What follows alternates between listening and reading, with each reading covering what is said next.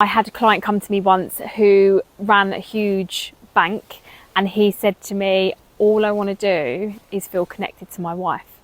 So what he'd done is he'd built up his career and really focused on that, thinking, actually, I'm doing this because I want a good life. I want a good life for my kids. I want a good life for my wife. And he'd completely detached himself. They were having arguments all of the time. He felt like he couldn't communicate with her. That then impacted how he communicated in the workplace, because he felt like if he didn't have control of his life, he wanted control in the workplace. And that is where a lot of leaders go wrong, because they're basing their identity on their work and job role. And that's where you feel detached from the people that you're working with. And that's where this emptiness feeling comes in, because you're not doing the stuff that lights you up.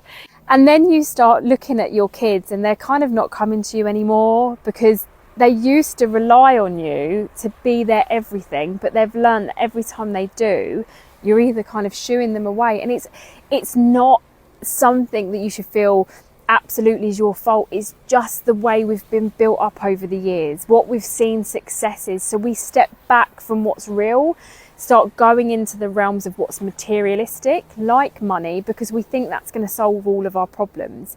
And that's why it's so important for these business owners, again, that think that the sticking plasters of, if I just hire someone else, if I just get more clients, that will solve all of my problems, and it won't.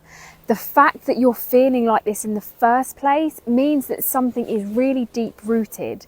And that's what I like to unpick. And that's why it's not about self-discovery, go and discover yourself, go and, go away for a couple of months or whatever. And yeah, that's great. And it massively helps, when you're trying to figure out who you are.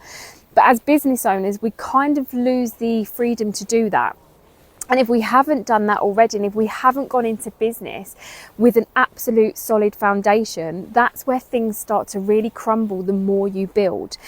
That's why a lot of people realise a lot later on in business, when it's the growth stage, which is where I step in a lot of the time, which is where they know something's holding them back, but they don't quite know what to put their finger on. They don't quite know what it is.